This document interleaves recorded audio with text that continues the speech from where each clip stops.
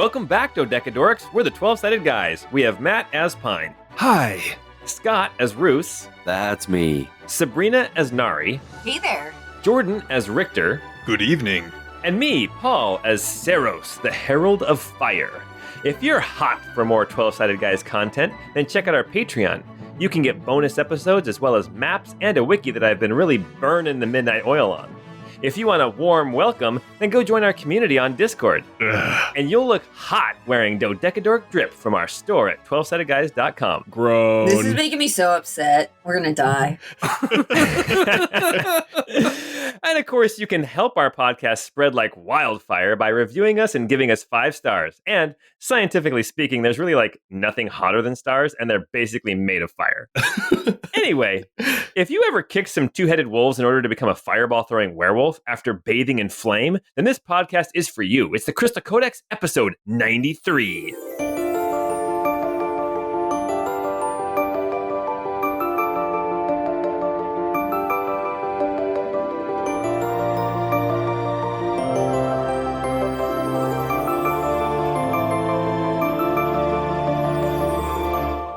Rise from your tomb. Or grave. Rise from your grave. So apparently in that game, they're fighting the god of death, who is not Hades or Pluto, but you are a revived Roman centurion. Yes, you're trying to save Athena, because the guy who Yes. raises you from the dead is Zeus. But here's Yes. the deal. Having played it at the Nickelcade all the way through many, many times, it's actually a movie. It's a You actually- movie? When you beat the game, it goes through like some ending credit yeah. scenes, and then it like Yes. actually shows like your character on the set of a movie and like your costume That's coming right. off and stuff. That's right. I forgot about that. That's awesome. Oh, it's brutal. Anyone know what game that is? Mm-mm. Here's a hint. It was the first title to launch with the Genesis. It came packaged with the Genesis. Yes. Sega. Nobody? Oh, gosh. Let's ask our patrons if they know. I didn't have a Sega. Neither did I, but I had friends who did. This game was everywhere. It was in the arcade too. Street Fighter. Pac-Man? Pac-Man is a revived centurion. Yes. Yes, exactly. You didn't know this, but the giant white pearls are actually a two-headed wolf.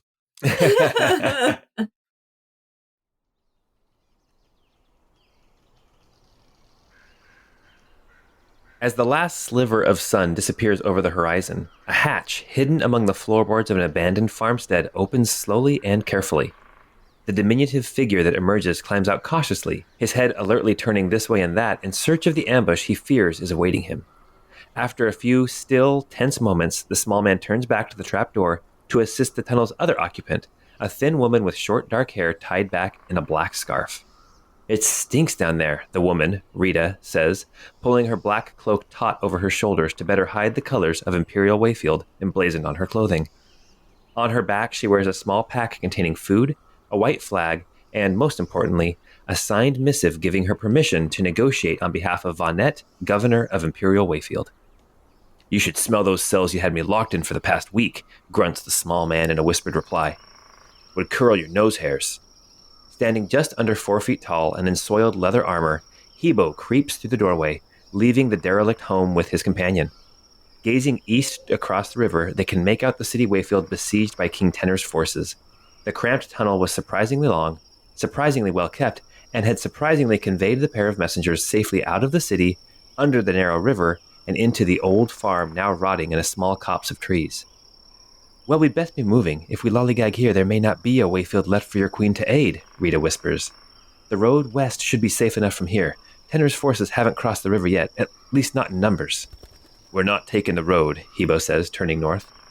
"No, we stick to the road," Rita commands. "Traveling overland will take too long." She moves to grab him and face him back to the west and the road, but Hebo is done playing the meek messenger boy. Striking as quick and fluid as a snake, he grabs Rita's wrist before her hand can land on his shoulder and turns both their bodies to pin her arm behind her back. It's not painful, though Rita is sure he could make it such were he inclined.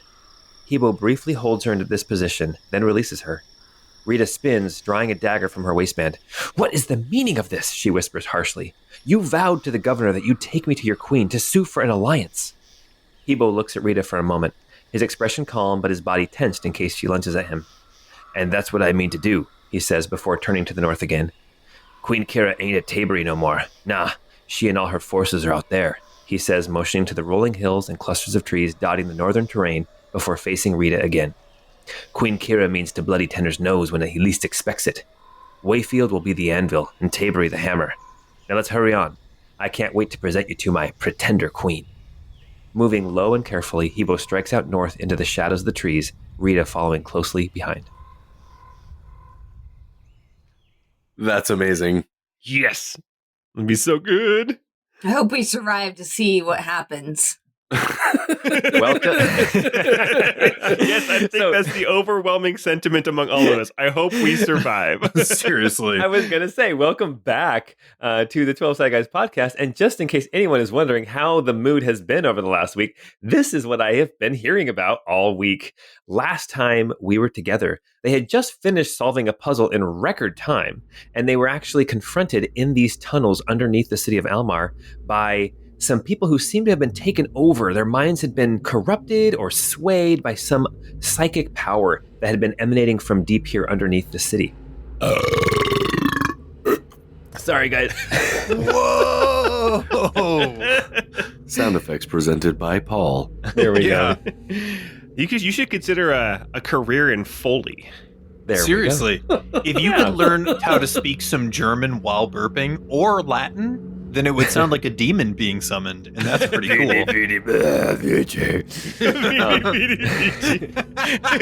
Maybe not that Latin.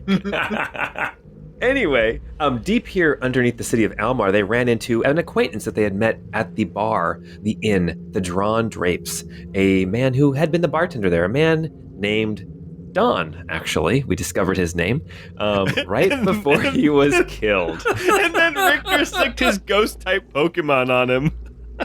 Did I do that? In trying to trick these followers of the Herald of Ether, the Herald of the Mind, down here underneath the city of Almar, their ruse was very quickly found out, as they did not know the actual route to the Herald, as would have been given to them in their minds. Anyway, a fight ensued. It was not quite as close as the one up in the cathedral, but still, there were some heavy hitters down here. They discovered that there were people from all walks of life. There were a couple of people that had been members of Howling Talon who were down here. There was a soldier from the Winged Hand Angels Mercenaries group. There were people from the First Swords, the kind of mafia group. And there were people, just normal folk, like Don from the Drawn Drapes. I almost said Don Draper. As that fight completed, our heroes continued on down the path towards the lair of Amavi, the Herald of the Mind, who has a lair down here underneath the city of Almar. As they emerged into this large room with this separate space inside, it's a big square room with a smaller square room inside that the characters can see into, because part of the entryway is barred off so they can see through the bars. There's this massive ziggurat here kind of in the middle of the room. On top of it is this black spire, and on top of that spire, floating around the spire, is this figure that they assume must be Amavi. But before they can really register what is going on, suddenly they hear this whoosh of flame and wind as from the ceiling, through the cracks in the stone above, a huge figure flies down into this room. A figure, a being made of fire. Wings spread off of its back, dripping embers like feathers. What I did not describe last time is, in one hand, a spear made entirely of fire, and in the other hand, a sword made entirely out of flame. And this figure, the last thing that they said was, Come at me, bro. no, the last thing that it said as it looked at our players was, those who would fight against the inevitable shall be burned out of existence. And that's where we are picking up right now with initiative.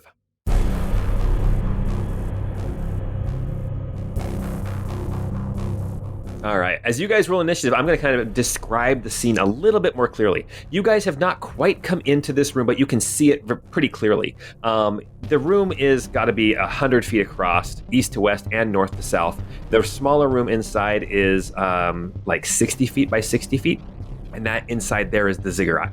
You can see through the bars and around, there are other entrances that lead into this chamber, and also around this outside area, not inside where the ziggurat is, where the Herald of the Mind is, but on the outside where you guys are, you see just random folks, people wearing aprons and people wearing, courtiers' clothes, just wandering kind of aimlessly as this fire being, Seros, the Herald of Fire, as he settles down here into the room and looks at you, ready to do battle. These figures who are under the sway, under the control of Amavi, this Herald of the Mind, they are not bothered by it.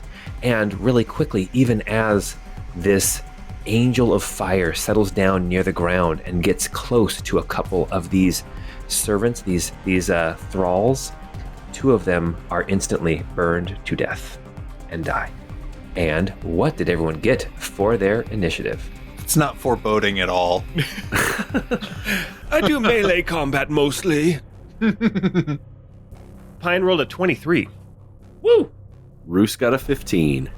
Nari got a 14. Richter rolled a 21, and the Spectre rolled a 17.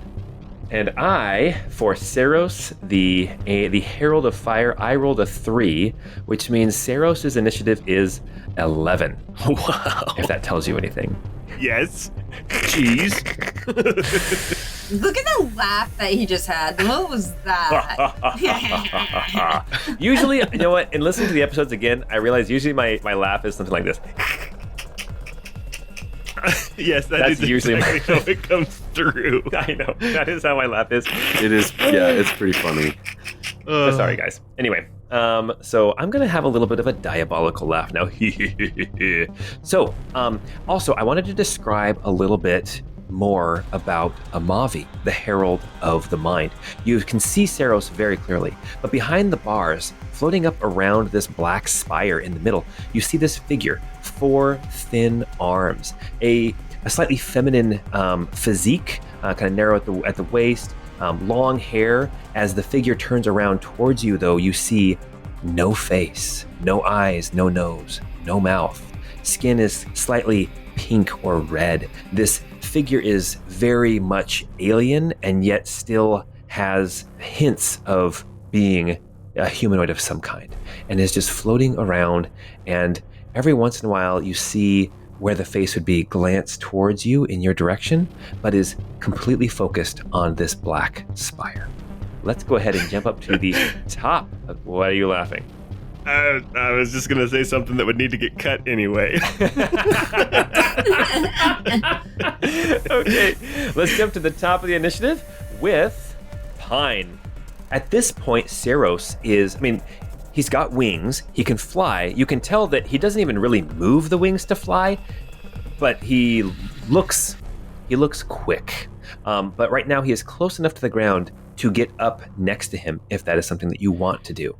Oh, yeah. So, first things first, Pine will say, "The brilliant blade reveals your weakness. Angered heavens."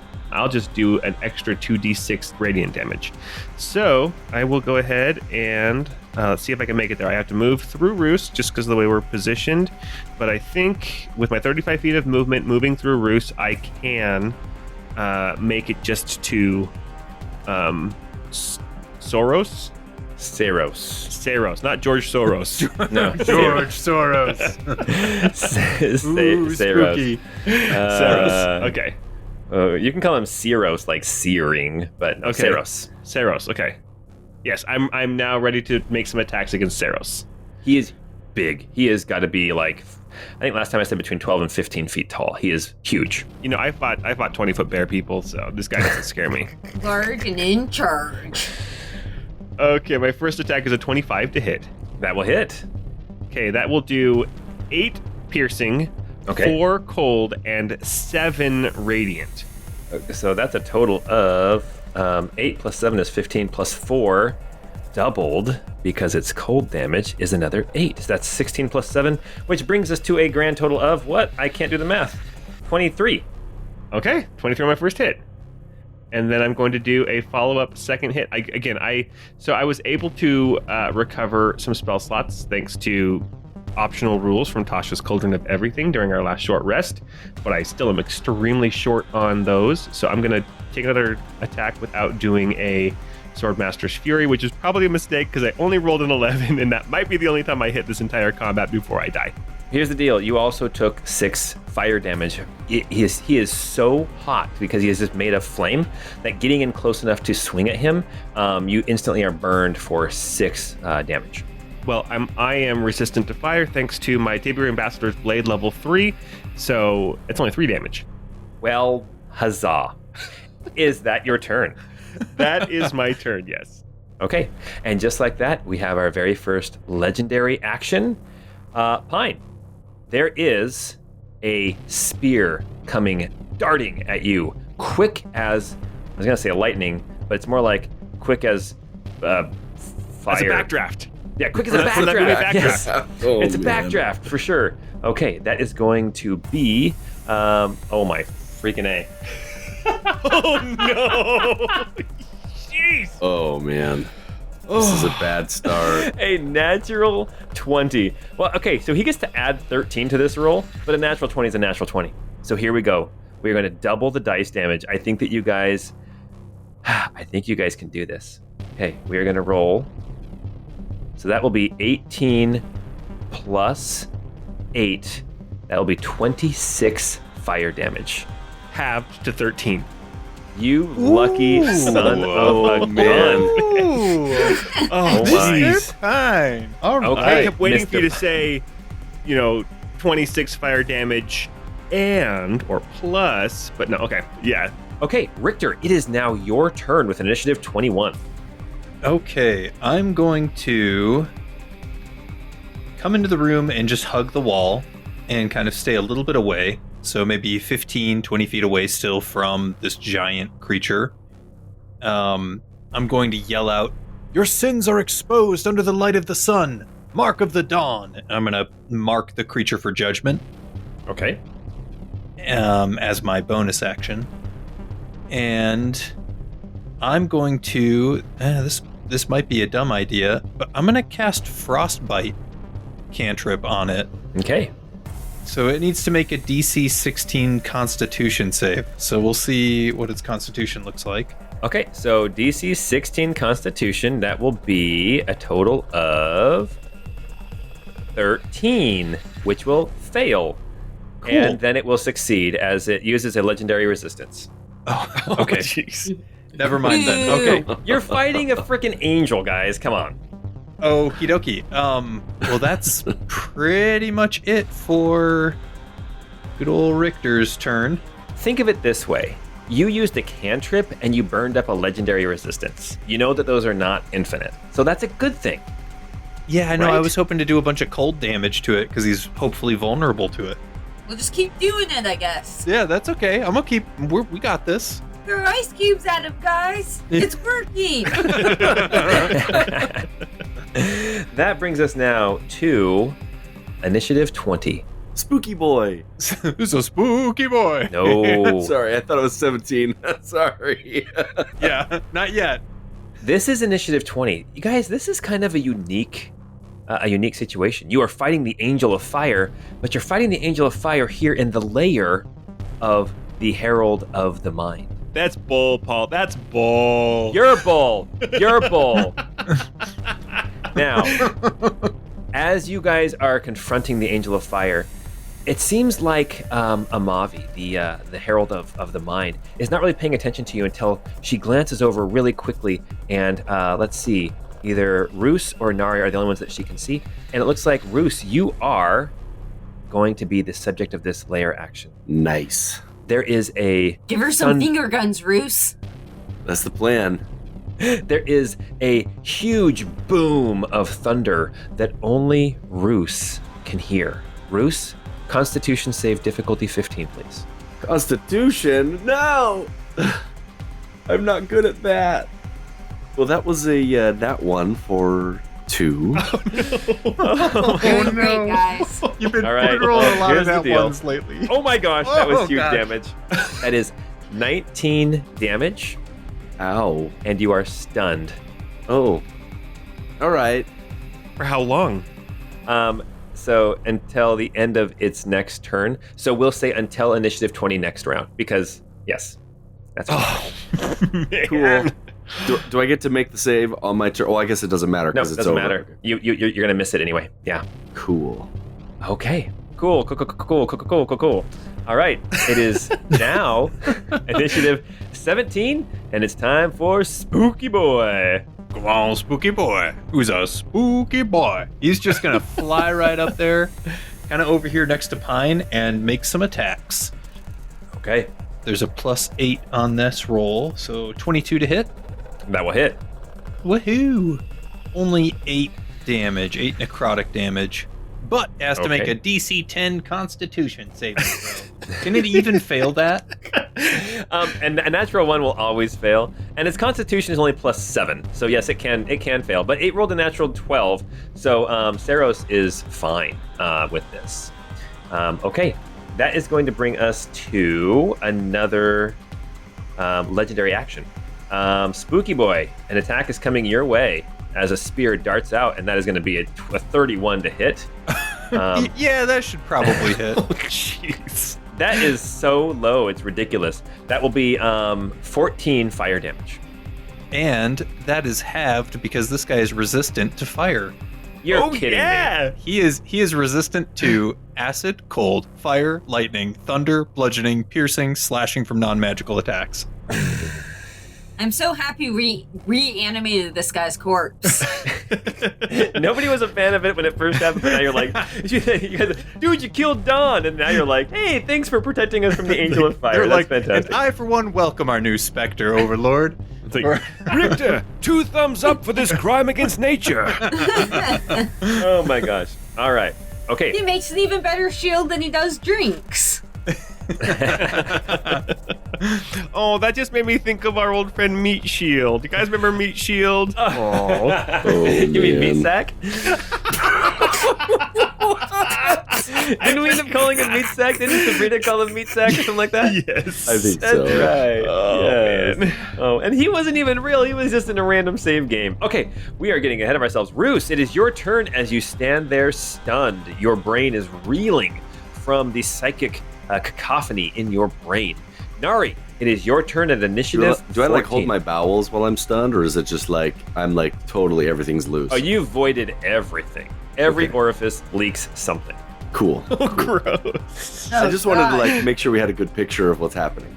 Hey, Roos, I got some Q-tips if you need them. Those ears are looking waxy. Got some taters rolling out of there. All right, Nari, what are you going to do? It's your turn. Round 1. This guy has taken a total of 31 damage, and he definitely has more hit points than that. All right, well, Roos kind of stinks, so I'm gonna mosey on over towards Pine and the Spectre Boy, and I am going to strike out at this guy, even though Okay. it might not be great, for a 20 to hit. Okay, that will hit. That's 15 damage. All right, and you took 2 fire damage from that. Okay, and then a 14 to hit. That will definitely miss. Okay, I'm gonna use my superiority die, and I'm just gonna kind of try to add on to that. So that is actually a 21. That will hit. Okay, cool. And that is for 8 damage. 8 damage, okay. Anything else that Nari wants to do?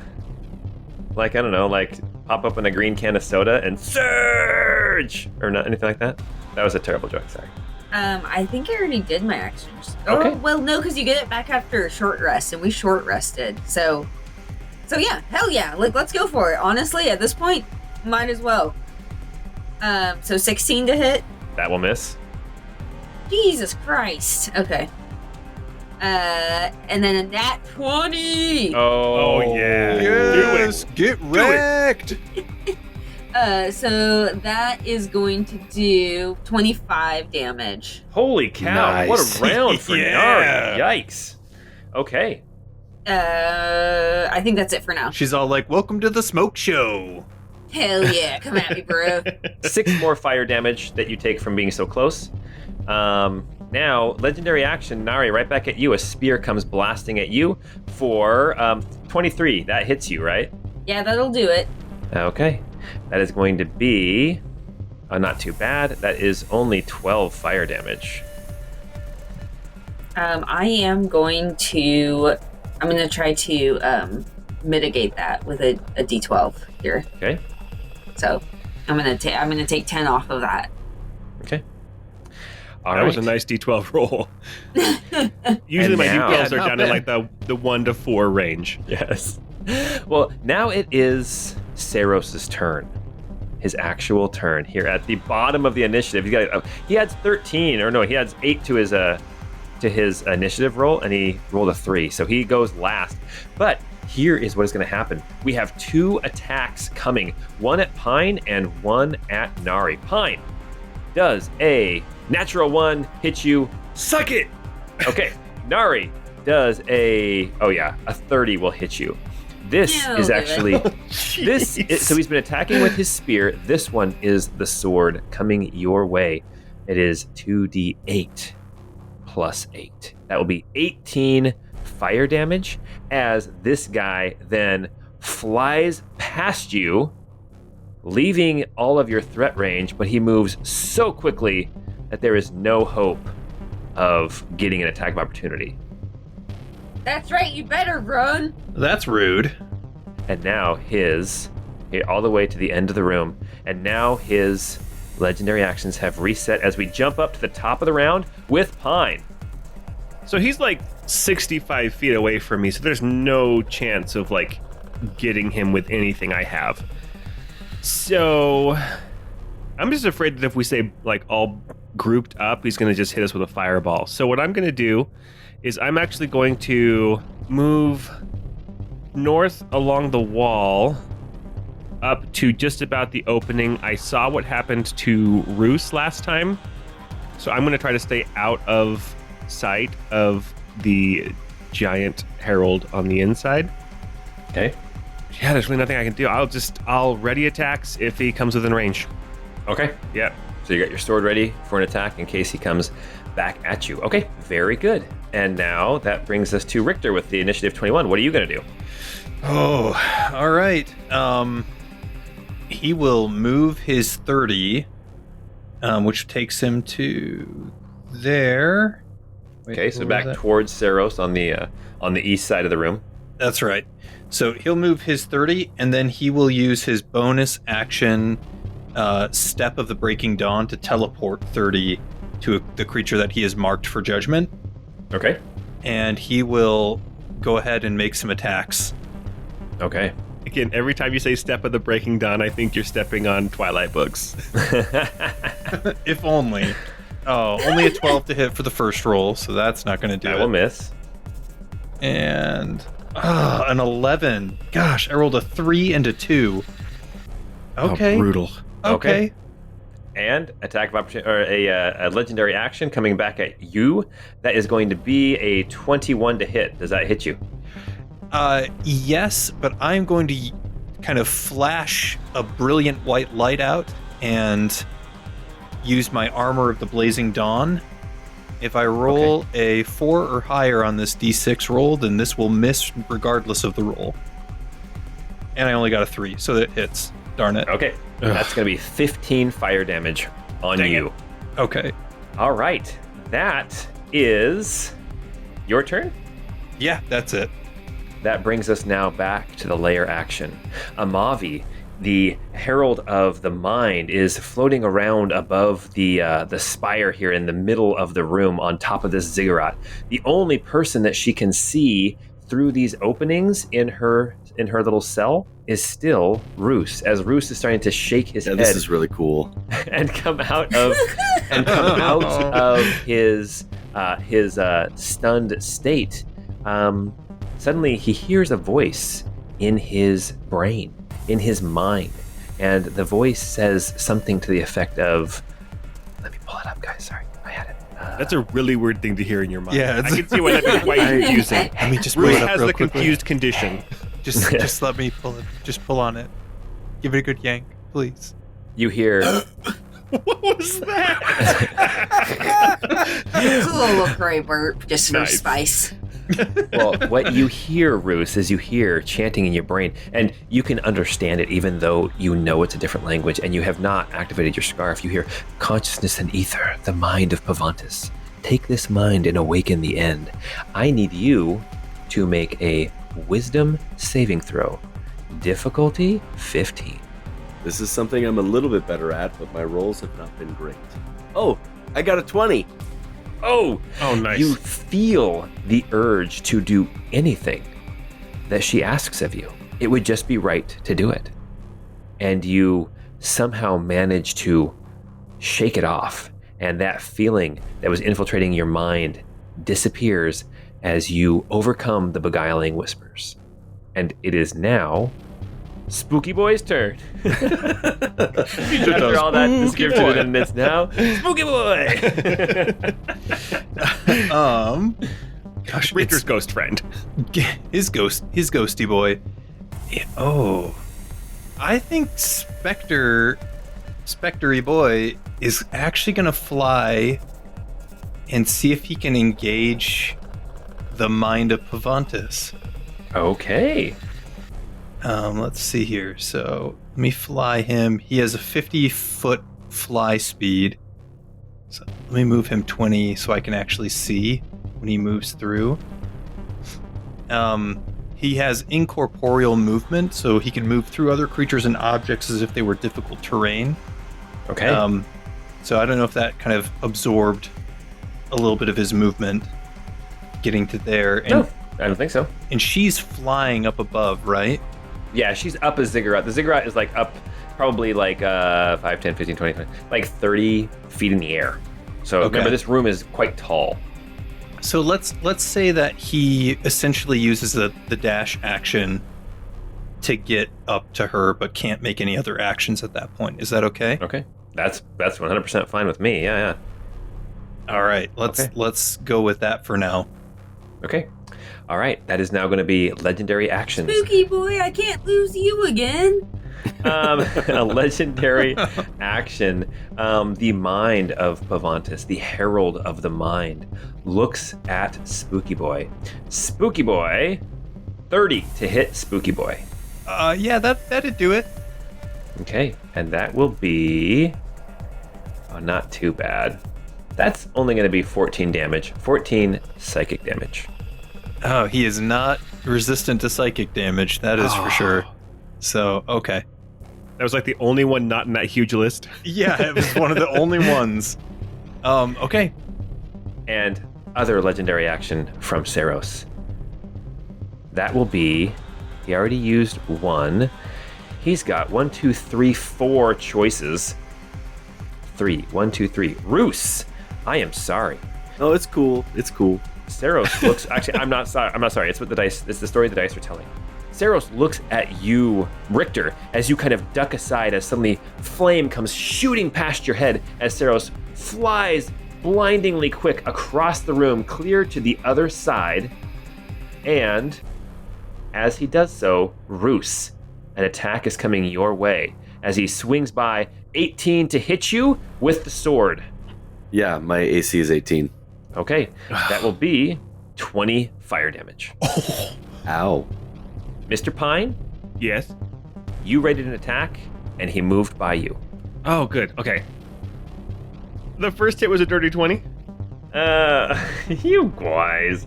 A dirty 20 will hit. You guys. I didn't know there was a W in guys. So that's 7 piercing, 5 cold. So that's 10 cold, so that's 17. Okay. And you take 4 fire halved to 2. Okay. All right. Let me take that. Before I forget, let me take that 2 damage because that's going to make a difference. And then my second hit attack is only a 16. That will miss. Okay. All right. So that was my turn, or that was my reaction. All right. Well, that's all I need to say about that. Okay.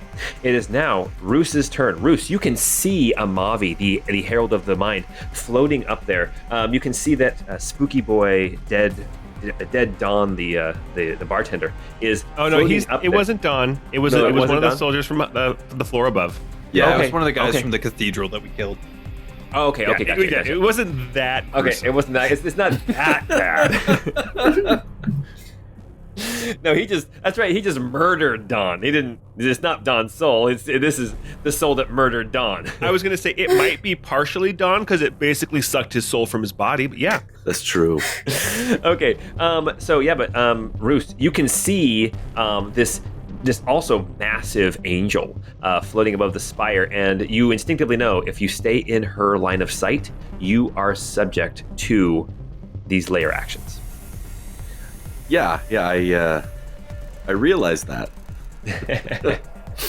So Roos is gonna run up north about 30 feet, almost opposite of Mr. Pine. So Mr. Pine is on the opposite end of this doorway in towards the ziggurat.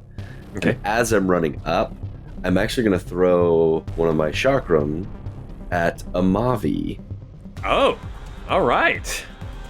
for a 28 to hit. That will hit. For 9 psychic damage, and since she's engaged with Spooky Boy, it Yes. also adds 9 precision, so 18 damage total to her. Then okay. So she's immune to psychic or resistant. She is immune to psychic. You feel you can see the damn it. chakram. The chakram goes up towards her, jeez. and you see it pass right through her, like it's made of the same substance that she is. Mm. It would be like throwing a fireball at this angel made of fire. Yeah. That's. I'm feeling like all of my turns are going so well, guys. I'm gonna. I'm getting the feeling we might need to run. I don't even know if that's even possible. But yeah, I'm not. I'm thinking maybe we focus on one at a time. Roos leans against the wall.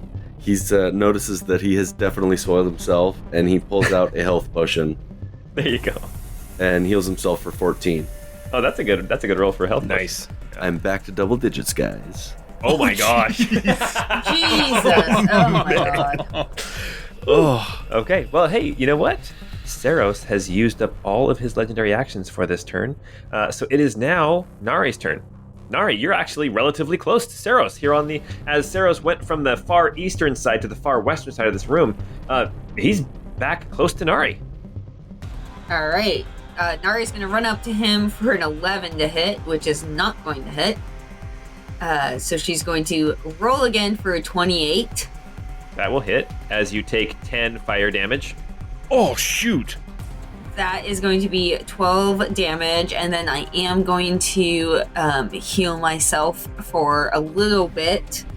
Oh my gosh, it was a D10 and I rolled 10, so Oh, nice. I kind of negated that. Okay, yeah, no, I think that's all I'm able to do at this moment. All right, it is now Seros's turn. Seros has 2 basic attacks, a spear attack and a sword attack, and he can do one of those each round. So we are going to figure out who is going to get the spear attack first, and that will be Nari. As Seros begins to streak across the room, the sword attack will be coming at Roos. So first off, oh my gosh. Come to Pine. Come to This- Pine. This is starting to feel like the dice really hate me tonight. it's Lady Jaffa. 23 to hit you, Nari, and that is going to be 16 fire damage Ouch. as he flies Jeez. across the room, and as he swings by Roos, none of you are quick enough to get attacks of opportunity against him, and Roos does a 30 does definitely hit.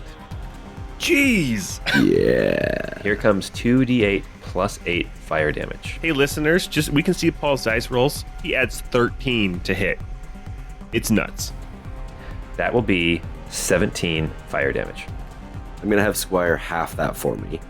Okay. The reason I couldn't do it last time is because I was incapacitated, and you can't use your reaction when you're stunned. Got it. Very good. Okay. How is this guy looking? How is Seros looking? He is made out of fire. So I'll tell you what, if everybody wants to make a perception check with disadvantage, it's hard to tell because 1, he's a freaking angel. 2, he is made of fire. He has no corporeal form. Pine rolled a 6. Roos got a 25 with disadvantage and noticed that his pants are dry. Yes. Convenient. Yeah, Richter got a 7. Seriously, it flew by and baked your turd into your pants. Yes. That sounds so awful. oven. Oh my I gosh. rolled a 12 and thought, man, it's a little warm in here. Oh gosh. So 25 was the high. So the only one who knows this is Roos. Roos, you don't know how you know, but you can tell his form is waning, and you can tell that that basically means he is below half hit points. Oh, okay. We can do this. We can, if we can stay alive, we can do this. He has all of his legendary reactions back, and it is Pine's turn. Pine, you are still back more. You're kind of in the middle of the room, but not in the doorway, leading up to the ziggurat. So Amavi can't see you, but is still probably 70 feet away, where Seros is on the far end of the room, over by Richter. Yeah, I'm just going to do the same thing I did last time, so I will prepare to attack for when he inevitably comes streaking by again. Okay. That's my All turn. right. No bonus actions or anything? So I'm waiting to do... I should have done it last time. I'll do a Swordmaster's Fury on my next strike if I can hit him. Okay. But there's no spell I really want to cast right now. Gotcha. Okay. Yeah, they call him the Streak. All right. Richter, it is your turn. Actually, Okie dokie. wait. No. Richter, a spear attack is coming your way. Oh. That is going to be a 29 to hit. I'm going to use my reaction for the Armor of the Blazing Sun.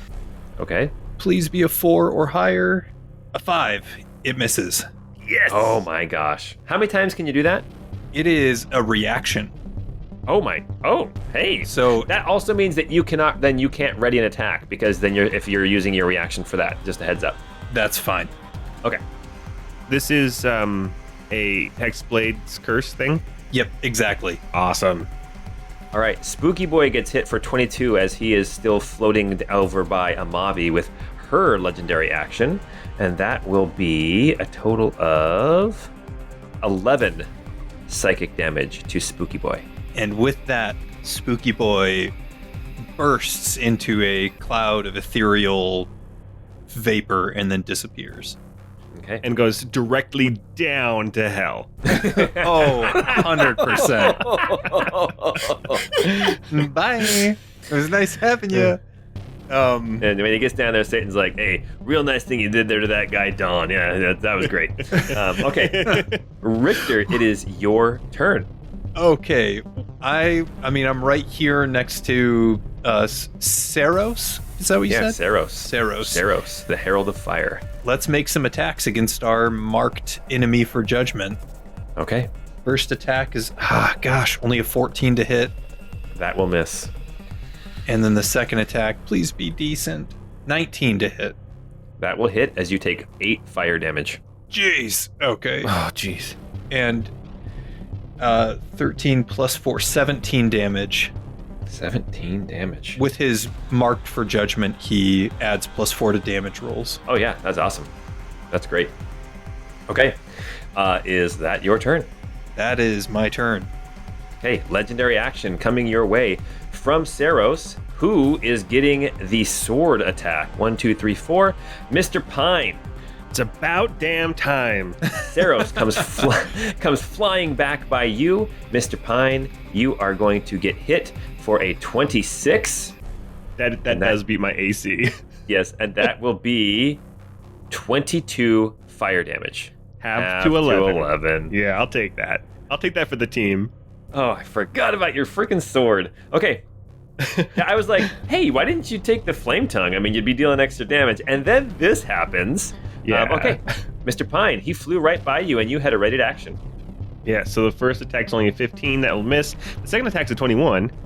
That will hit as you take 3 damage, fire damage halved to 1. Yep. Okay, just a second. Let me do the 1 damage. I gotta go over to my character sheet, do the damage.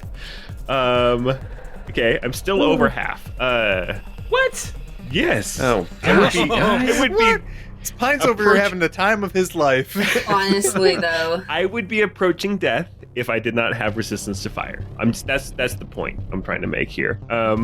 So I did 7 piercing, 4 cold, and then I'll say, unleash with precision, Swordmaster's Fury. And I will do a level 2 Swordmaster's Fury, so that's 3d8 for an additional 18 radiant damage. Yeah. Oh, you are. That is huge. Holy cow.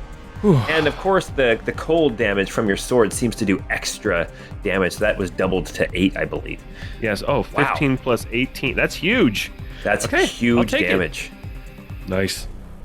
All right. That was his legendary actions for this round. Oh, yeah, For by the this way, turn. when I say I'm still above half, if I was not taking half damage, I would have 1 hit point right now. Okay. So he is still a challenge. Roos, it is your turn. All right. I don't Roos. think anyone ever said he wasn't a challenge, Paul. Like, what? Yeah, I think.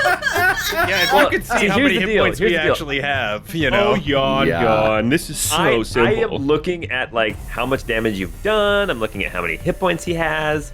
You guys are. Go ahead, Roos. What are you gonna do?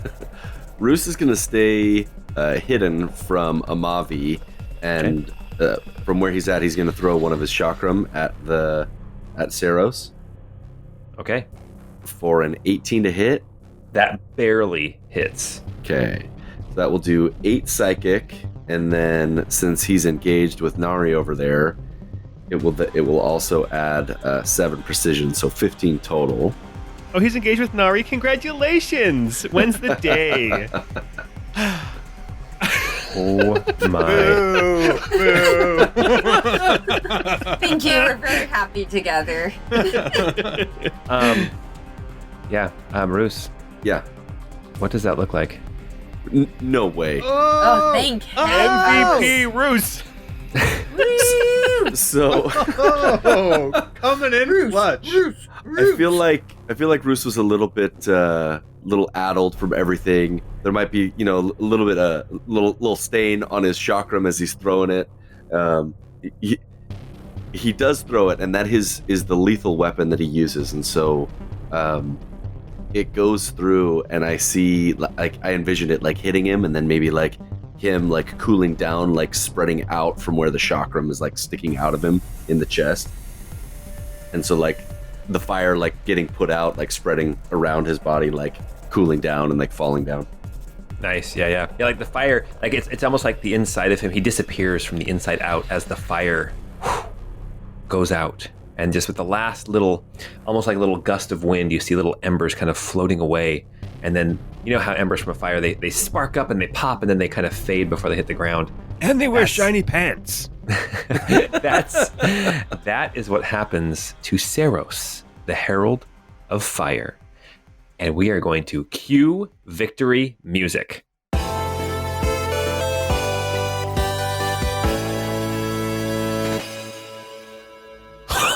Wow.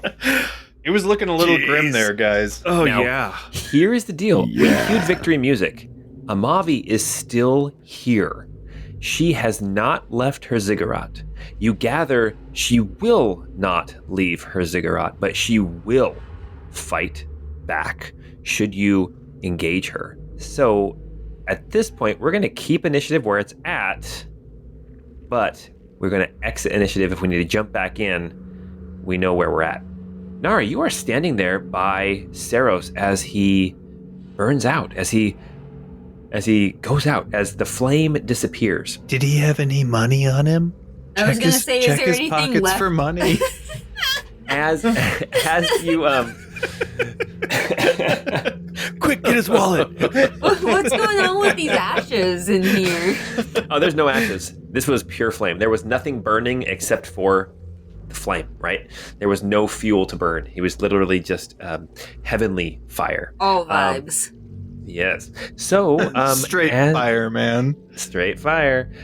As you are watching this disappear, you see something drop from where he was kind of flying in the air. He was kind of hovering above the ground, but it drops down to the ground in front of you, Nari. And as you go to look, you see this glowing red hot key that cools very quickly. It's still red, but it doesn't seem like it's hot anymore. And that is all that is left behind from the Herald of Fire. I will grab that key and bring it back to the group, and I will say, well, I'm going to very carefully not be in the line of Amavi, so they can't attack me, but I'm going to say, hey guys, like I found this key. I think it could be kind of useful here. Squire is cleaning Roos's pants and like holding up like a big towel, and Roos is changing his clothes and getting cleaned again as he's talking. I was gonna say nobody can see what Squire's doing because Squire's invisible to everybody except for Roos. But Squire is just scrubbing away right at the front of your crotch, just scrubbing on a codpiece, just scrubbing away. That's right. Spit like, sorry, shining guys. Spit shining his codpiece.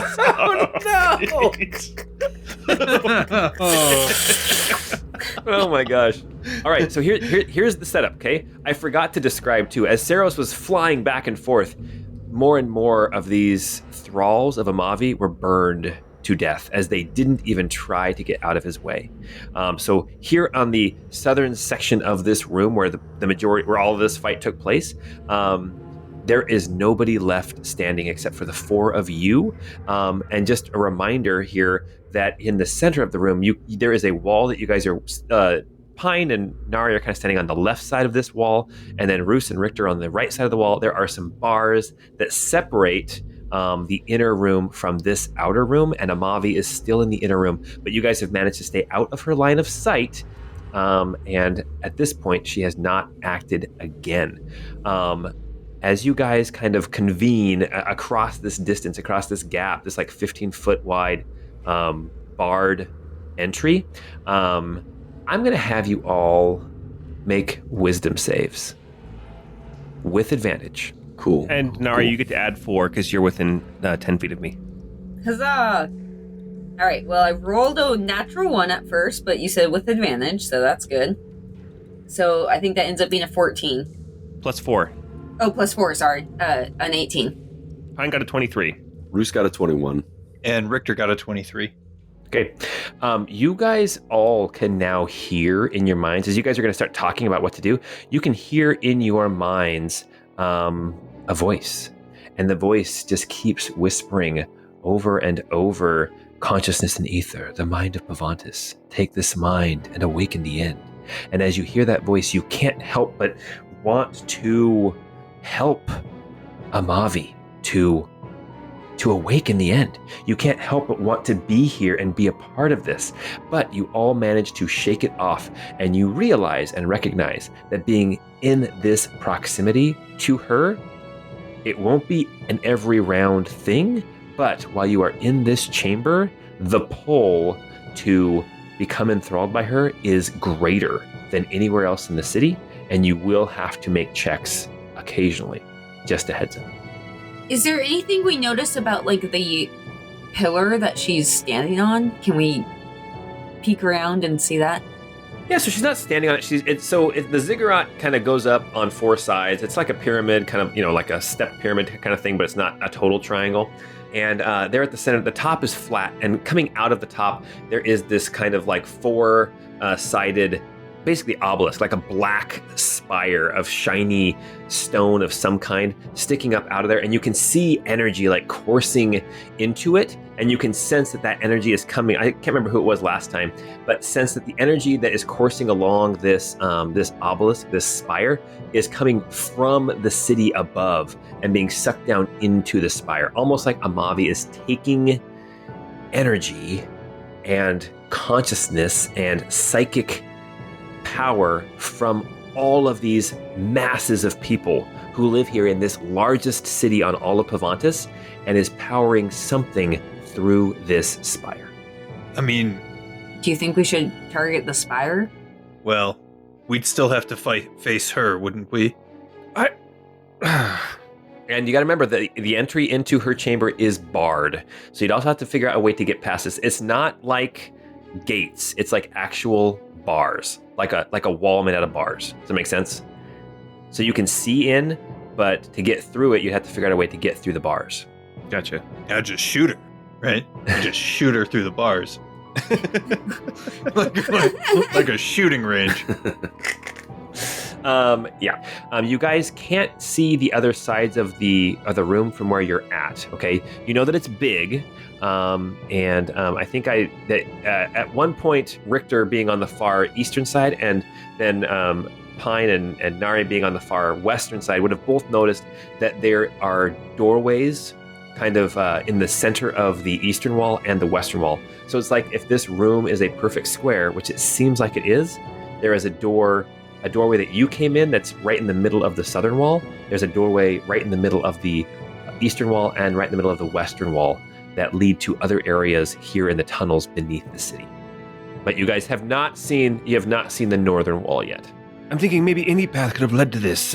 We did have a choice earlier, but I think we need to regroup for the time being. I don't think we should stay here until we're absolutely ready to face her, but I do agree that pillar seems to be the focal point, and if we can damage that or interrupt that somehow, maybe we can distract her long enough to come back and defeat her. I mean, I agree, and at the same time, she seems distracted, and I don't know if we're going to have this luxury of having her be somewhat distracted again. What if she's charging up? What if she's just about to get started? I'm gonna drink this potion no matter what. Let me do that first. Okay. I'm not sure, even if I drink a potion, I'm not sure if I'm going to be much help in taking her on, to be honest. Well, could we find a quiet place to rest for a minute and then come back? Let's regroup back in the hall we came from, I think, maybe. I know what you're saying, Richter. I know what you're saying. I don't know that she's terribly distracted right now. I mean, she kind of just tore through your Spectre guy. Well, yeah. She tore through my pants as well. There's also that. Right, yeah, that's what that was. Yeah, she read my mind and she forced me to do it. She took control of me. And, she's like, I'm gonna make you crap your pants. Yeah, it was the weirdest thing, guys. Oh man, I couldn't even control it. That happened to me the other night. Not my fault. Don't worry about it. Yeah, I mean, it's a thing that happens. So you guys are leaving Amavi of Ether's lair. Is that what's happening? Well, that's what I suggested. Why don't we go back to one of those rooms where we left all those people dead?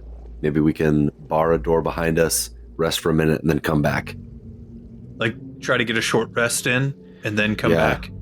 Yeah. I mean, yeah, I'd be tip-top ready to rumble if we had a short rest.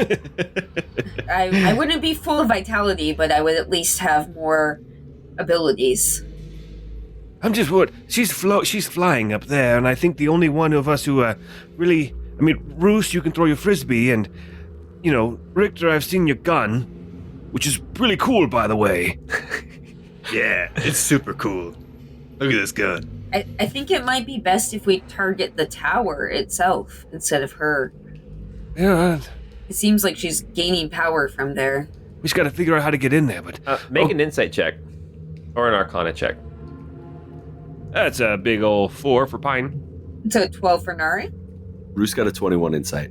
I'll get out of here, Roos. Go crap your pants. All right, I'll see you guys later. Richter got a 14 for Arcana. Roos is the only one who might have some insight. Okay, so Roos, as you guys are kind of pondering, trying to figure out what's going on, Roos, your mind goes back. You remember the prophet Mordecai and the things that he said to you about the angels, these heralds, finishing their work. And you, as Nari says she's powering up, you get the impression maybe she's not powering up. Maybe she's not done with her work yet. Maybe she's still in the middle of her responsibilities, right? Does that make sense? Yeah. Do I get the feeling people are coming and going here? Could we sit down and rest right here? If you were to do that, I would make you make some more wisdom saves. And then there'd be a very real possibility that one or two of you could become enthralled to her. Gotcha. Okay. Guys, I think she's trying to finish up whatever task that Iramiel has her working on. I'm worried that if we let her go for too much longer, she'll finish it up and it will be just that much closer to the end of everything. Yeah, I think you're right. I don't think we can leave. I don't think we can go to bed and come back tomorrow, but I do think it's best if we take an hour and come back fresher. And by the way, Roos, what happened? You were making so much progress on your pronunciation. There was absolutely no phlegm in your pronunciation that time. I have no idea. I'm a little under the weather right now. Maybe that's what's helping out. Oh, now you're going to blame the crapped pants on being sick? Hey, sometimes you can have diarrhea when you have a fever. And when you're mind controlled to have diarrhea. It was the mind control, guys. Pick a story and stick with it, man. So let's head back to that room where we killed our barkeep, and then maybe find a corner where we could rest. Yeah, or even just in the hall here, because I think we did walk for a ways. Until we stop feeling the immediate pull of her influence, I think. But we're going to need to hurry out so she doesn't see us for too long. Okay, let's do it. You guys hustle out the doorway real quick, and it's basically as soon as you leave this large square room, you feel that immediate pull fade, right? You can still kind of hear like a tickling at the back of your head, like in the back of your mind, but it's not that pull that you were feeling in the actual chamber. You guys are in this tunnel that branched away from a much larger, more open room that had like 5 different entrances into it. And you get the impression that this place down here may very well be labyrinthine and easy to get lost in. But for right now, you guys are in a tunnel that basically has a north end and a south end. What are you guys going to do? Take a snooze. Yep. Take a sit Hour-long down. rest, I think. I mean, I won't have any more spells back, but at least I might have my hit points. Yeah, no. that's Actually, I could same end up with one more second level spell. I do have a couple of first level spell slots left, but I'm not able to do a ton with it. And you have nothing that you can do to hurt her either. At least not with your. My dagger could hit her. Okay. That does radiant. Yeah. That's true. But she's floating. She's also at the top of a ziggurat in a chamber that is barred off. So you guys have to figure out how to get in there as well. Well, I'll just walk up the ziggurat and start whacking her get with to my the dagger. bars. You gotta get to the bars. After you get to the bars, yes. You have to get into the inner chamber. You just gotta be slim. I'm not trying to dissuade you guys from doing anything. I think Can we this take a is short amazing. rest, Paul? Yes, you guys can Okay. take a short rest. Go ahead and start rolling your hit dice and everything, getting your skills back, all of that fun stuff. I just kind of want to figure out what you guys are doing as you sit down here under the city of Almar in these tunnels. I think Richter is, while he's bandaging himself and trying to get ready, he's kind of in decently good spirits right now and trying to chat with Pine and be like, Timrid, do you remember there was the one battle? Oh goodness, it was a little hamlet just kind of off, west of the capital, and oh my goodness, the forces were outnumbered. But you remember, you probably heard about what they did to the commander of the Imperial forces, though, when they won. Right? They pulled his pants right down. Yeah, it was war crime, but it was hilarious. Oh, it was the best kind of war crime. Oh, yeah, the best kind of war crime. The best kind of war crime. Let's put that on a t-shirt. Some dude standing there with his butt hanging out. The best kind of war crime. Oh, God. Yeah, Richter's totally reliving old fond memories of wartime. Oh, gosh. Oh, yeah, I mean, this one might have been a little bit before your time, but remember when we had those insurrectionists that were like, hey, we don't like being part of a theocracy. We want to, government by the people, for the people, and of the people, not some ruling class of clerics. This is the stupidest thing I've ever heard. I know, right? What a dumb idea. As if they know how to make good choices for themselves. Ugh. Complete morons, I tell you. So, you guys are here in this tunnel as you guys are kind of recouping, bandaging yourselves up. As this hour runs its course, and even as you guys realize that you probably have gotten as much benefit from taking this break as you can without actually like calling it for a day, what are you guys going to do? Like, what's kind of your plan? What are you talking about besides war crimes? Because just to reiterate, I'm going to say it one more time. Amavi is at the top of a ziggurat in a central chamber that is barred from you guys to get in physically. Well, we have this key. They are not doors. They are just bars. And there's no keyhole. So you guys have seen the east side of the room, the west side of the room, and the south side of the room. You have not seen the north side of the room. But the entrances into the central chamber that you have seen are like big 15-foot wide archways that are just barred off like a cell, like a prison cell. So you can see in there, but you cannot actually get in there unless you have some kind of other skill that I don't know about, like a giant red crystal that you can overload and explode or something. Well, we can check out the north, but does anybody have any abilities to make us smaller or pass through a solid wall, like a pass wall? Really quick, you think of a potion that, or something that can make you smaller, and you instantly remember a potion sitting on the table of Gerard with a little bead that keeps getting bigger and smaller. You just want to And make us bigger feel bad and about our smaller. decisions. Regrets, Paul. Jesus. That one's been in the game for at least like 30 episodes at this point. Just saying. I can do a dawn step, a far step, and actually move somewhat through the barrier. As long as I can see my destination, then I can get there. But I don't know that I can take others with me. No. Well, that's, And even if I I mean, get in there, she's up at the top of the thing. Right. I have some knives. I think the biggest concern is getting us all in there and figuring out what this key is for. I can't imagine that fire demon had this key just for fun. It's got to unlock something in here. You hear a voice in your head say, "Not a demon, I'm an angel." Demon, bruh. I think, well, either way, I'm trained to fight them. That's true. But I was gonna that key. It came from the fire. Maybe it has something to do with his work or his domain, wherever that happened. I don't know if I don't know if it'll unlock anything here. Why would he have it? He came through.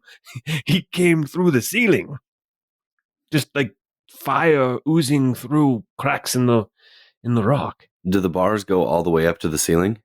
Well, they go to the top of the archway. Yeah. The archways are like 15 feet wide and like 15 feet tall. Okay.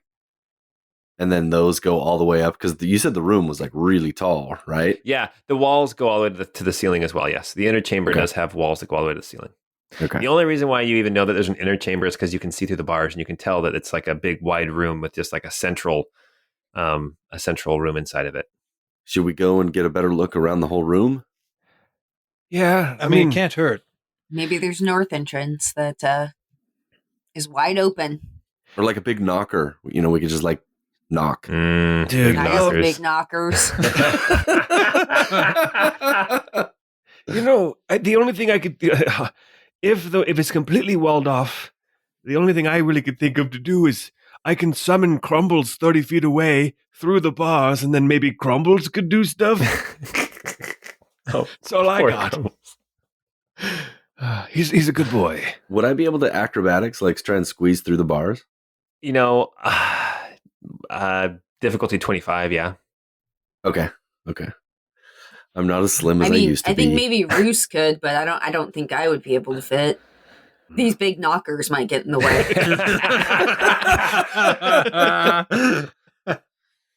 Curse these gosh. big knockers. We could try to break one. We could get up beside the wall and try to break one of the bars. That would definitely draw attention to where we're at, but we might be able to stay out of her view while we kind of swing in from the side. Yeah. I mean, at the very least, we could try that. I think we go in and let's have a look around, and then chat a little bit more about what we think we should do. Yeah, and then Richter, I think, you made us invisible that one time. I don't know that's going to help with an Angel of Mind to, hide our physical forms so much I was from... thinking that same thing. I'm like, maybe I could make us all invisible so we can explore more easily, but no, I don't think that would really give us much of an advantage in this case. Well, to be fair, if we were out of her sight, we were out of her mind, though. She didn't do anything through the walls. Or does she have ADHD? We can use that to our advantage. Object permanence is really rough. Okay, let's investigate the room. Yeah.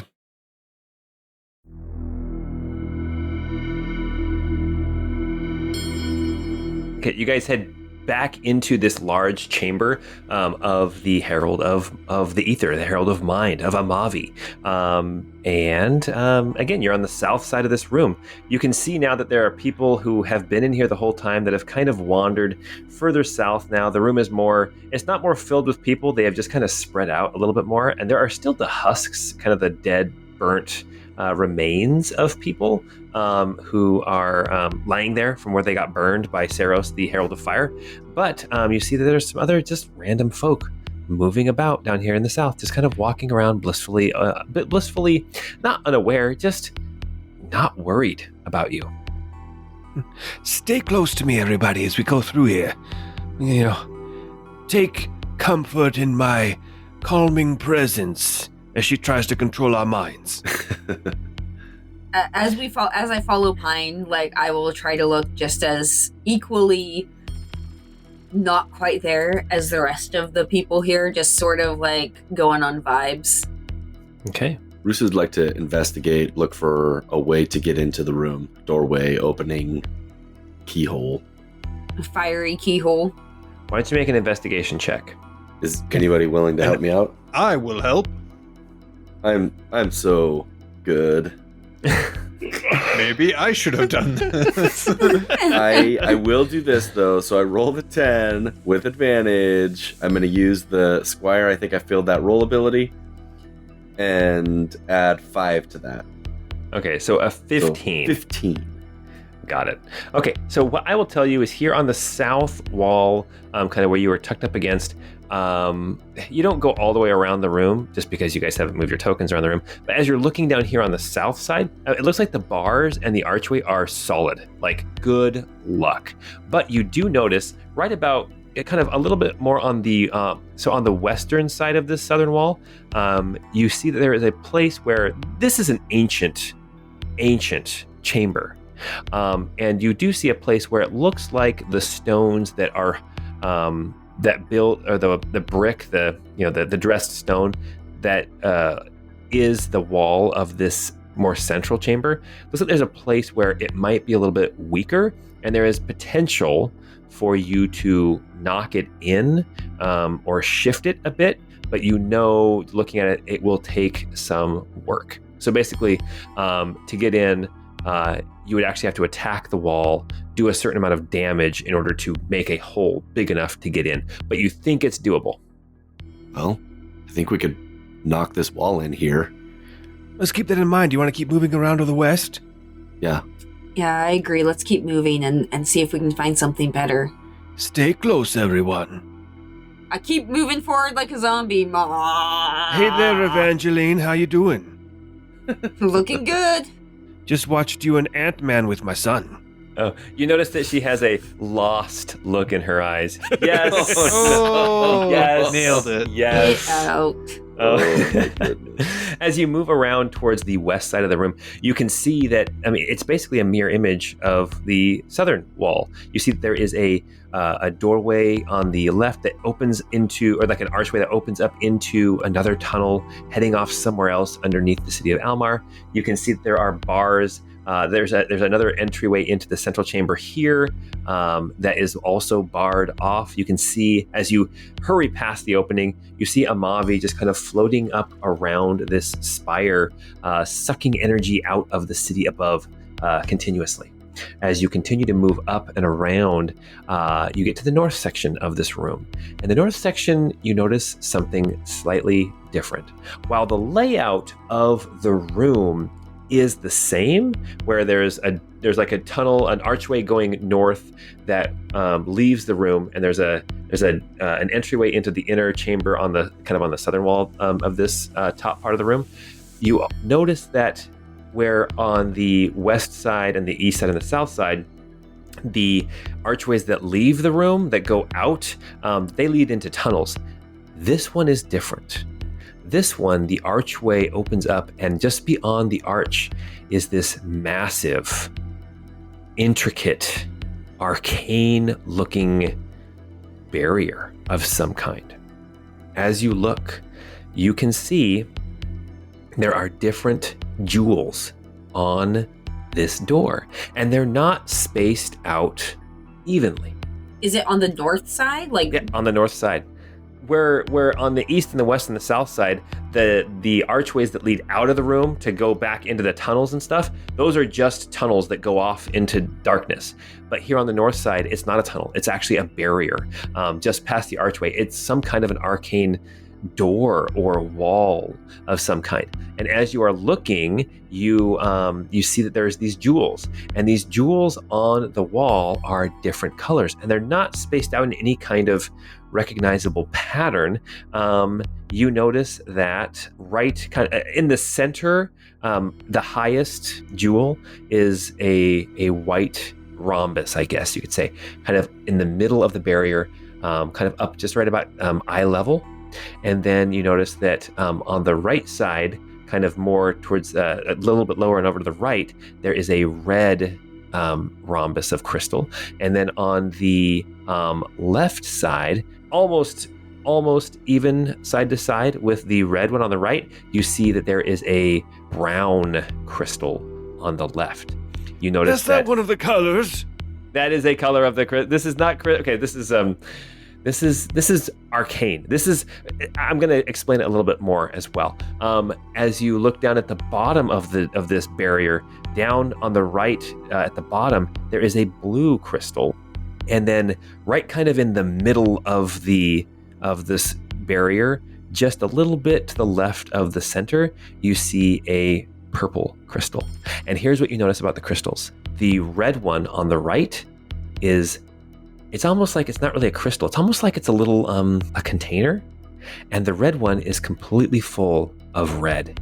And as you look at the purple one in the middle, you see that it is almost full, but the top of the rhombus is still clear, like it's filling with something, and it's not quite completely full. You notice that the white one at the top is almost completely full, like on the cusp of being completely full to the brim of white energy of some kind. You notice that the brown one off to the left is more than halfway, and the blue one down at the bottom, kind of on the bottom right area, is over halfway, but the brown and the blue are definitely the furthest from being full. The white one is the closest to being full, followed by the purple, and of course the red one is already full.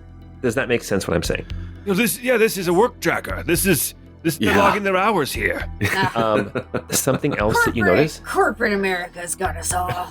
Corporate Pavontus. Yeah. Something else that you notice is that right underneath each of these kind of crystal container things, you see a little hole.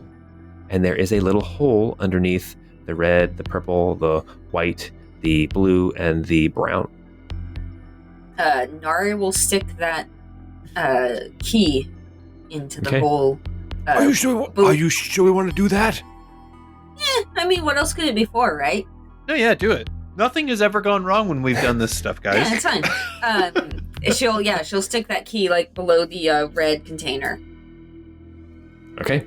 You stick the key in, and you notice it fits perfectly. No. You've used keys before, but this one, it doesn't even touch the sides. It just fits right in, but you know that this key was made for this hole. And as you stick it in, Cue dirty jokes. as the key enters into the keyhole, you can feel it pulled a little bit, like almost out of your hand, and thump, sticks in place now in this wall. So now beneath this red crystal container, there is a key stuck out of the wall. As that key is sucked out of your hand and thunk into the wall, you suddenly hear in your minds, Good job, guys. You won. Wow, been defeated. That's what I heard. Is this the door to like the secret room with the game devs, and we can like chat with them? I think this is the secret door you've been looking for. I think as soon as the key goes in there, all of a sudden, all of the fire energy that's been contained in that crystal comes shooting out right over Nari's head. She's fine, but it goes into the center of the room and completely burns up the Herald of the Mind. That seems like that's exactly what would happen. Cue victory music. That's some nice conjecture. What happens is the key enters in, it gets pulled out of Nari's hand, it is stuck in place, and you all hear in your mind almost a shout in your brain. And what it says is, those who would fight against inevitable shall be wiped from existence. And as you turn, you see Amavi floating over the spire, staring in your direction. And that is where we are going to stop for tonight. Bull crap. It does seem like we pissed her off, so I stand by my decision. No, dude, she finished her job. She was about to finish. No, her crystals the are purple not crystal full. is not full. Oh, Like okay. The brown is half full, the blue is half full, and the purple and the white still aren't full. Yeah. The white is so close to being So full. close. I mean, the brown wasn't like that full, guys. It was just like a little full. The brown wasn't as full as the Bruce, brown keep your bowels filled in together. Exactly. Oh my gosh. Oh.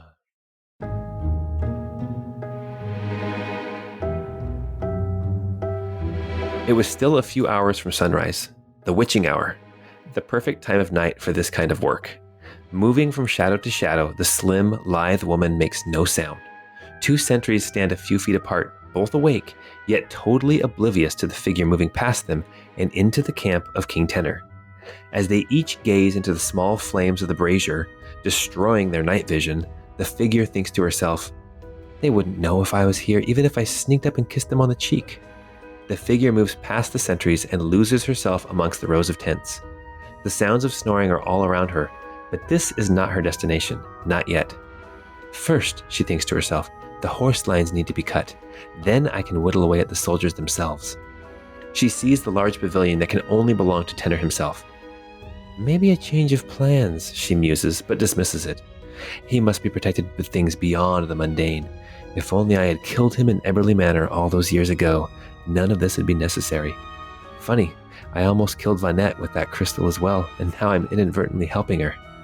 The figure moves past the tents and onto the horse lines. For the briefest moment, she is exposed, the lights of the torches and watchfires showing a woman with shoulder-length hair, pointed ears, almond-shaped eyes, and tattoos across one side of her face. But no one was looking, not this deep in the enemy camp. Feline, former cell leader of Fallen Heaven, and attempted assassin of then Governor Tenor and Adjudicator Ulrich, moves back into the shadows, drawing a sharp dagger as she begins cutting the lines of the rows and rows of horses.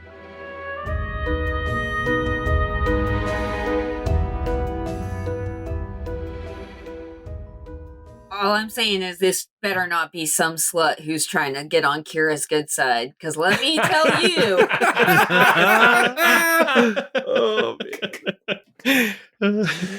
Oh, man. You guys are awesome. That was so fun. And I love that you guys are going into another big battle without a long rest. Jeez Louise. Jeez Lou. I got you, fam. Let's go. Oh. Woo, spring break! All right. Hey, everybody. But before we get together next time, I want everybody to level up your characters to level 11. No way.